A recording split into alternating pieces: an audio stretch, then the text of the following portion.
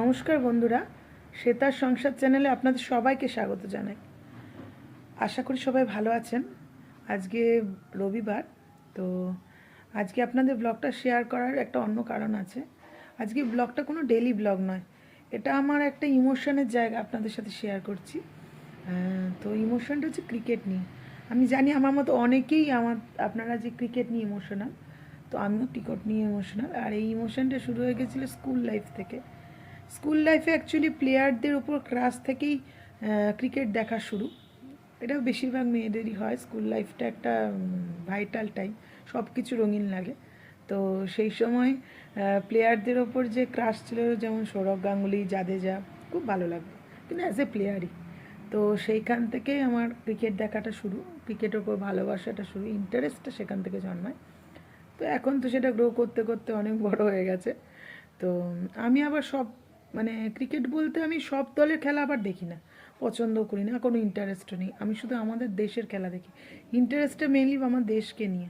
আমি আমার দেশকে ভালোবাসি আর দেশীয় দলকেও ভালোবাসি। তো এখন তো কালকে খেলা ছিল। কালকে তো একটা সময় আসছিল হার্টবিট বেড়ে গেছিলো, এরকম অবস্থা। কারণ যখন ভারতের উইকেটগুলো খুব অল্প রানেই পড়ে গেল, তখন টেনশন তো হচ্ছিল। কিন্তু আমাদের ব্যাকবোন, আমাদের ক্যাপ্টেন স্কাই ম্যাচটাকেই পুরো ঘুরিয়ে দিল। সত্যি কথা বলতে স্কাইকে আমার অ্যাজ এ পার্সোনালি খুব ভাল লাগে। অ্যাজ এ পার্সনে যতটা শুনেছি ততটাই আমার খুবই ভাল লাগে। তো আমার কতগুলো পছন্দের ক্যাপ্টেনের তালিকার মধ্যে ও একজন। যেমন সৌরভ গাঙ্গুলি ছিল, বিরাট কোহলি ঠিক আছে, রোহিত শর্মা খুব ভালো, আর একজন হচ্ছে এখন স্কাই। শুভমান গিলকে আমার অতটা নাম না, হয়তো পরবর্তীকালে হতে পারে, বাট নট নাও। তো স্কাই তো 360 ডিগ্রি, একদম ম্যাচটাকে সত্যি 360 ডিগ্রি ঘোরালো। তো ইউএসএ এখন যথেষ্ট পাওয়ারফুল একটা টিম, বিশেষ করে T20 ওয়ার্ল্ড কাপের পর পাকিস্তানকে বাড়ি করে দিয়েছিল। তো যাকে ইউএসএ কালকে খুব ভালো খেলেছে, আর আমাদের বোলার্সরাও খুব ভালো করেছে। একটা শুধু ব্যাটসম্যানে তো হয় না, বোলিং ফিল্ডিং সব কিছু ভালো করলে একটা টিম ম্যাচ জিতে যায়। তো ফর্চুনেটলি আমরা কালকে ম্যাচটা খুব ভালোভাবে জিতে গেছি। তো যাক, এই জন্য একটু আনন্দ তো হচ্ছেই। পরের দুটো ম্যাচ আছে, তো পাকিস্তানের ম্যাচটার জন্য হবে কি হবে না জানি না, কিন্তু আমি চাই হোক। আর আমরা খুব ওদের খুব ভালোভাবে যাতে হারিয়ে দিই, আমি চাই ওরা জানুক এটা, যে উই আর দ্য বেস্ট। এটা সবসময় জানা উচিত যে যার থেকে বেরিয়েছো তাকে সবসময় বাজে যেটা ওরা করে সেটা যেন করলে কোনোটাই ভালো হয় না অ্যাকচুয়ালি। এদিকে বাংলাদেশের ব্যাপারটা তো আপনারা সবাই জানেনই, যে লোকের কথায় উস্কানিতে এখন নিজেদের ক্ষতি করে বসে আছে।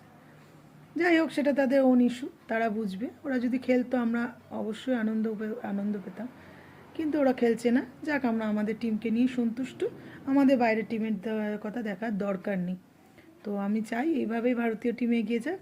আর আপনারা কে কে চান যে ইন্ডিয়া পাকিস্তানের ম্যাচটা হোক আর ভারত ভালোভাবে জিতুক, যারা চান অবশ্যই জানাবেন। আমি জানি বেশিরভাগ লোকই চান, কারণ we are Indians and we are proud to be. আপনারা তো জানেনই আমার শরীরটা খুব একটা ভালো না, হয়তো ক্লিয়ারলি আপনারা শুনছেন কিনা আমি বলতে পারবো না, ভালো লাগছে না গলাটা। তো যাই হোক, আমি যেটুকুনি বলতে চাই যে যারা যারা চান অবশ্যই জানাবেন কমেন্টে। আর ভালো লাগলে লাইক কমেন্ট আর সাবস্ক্রাইবটা করে দেবেন চ্যানেলটা একদমই নতুন।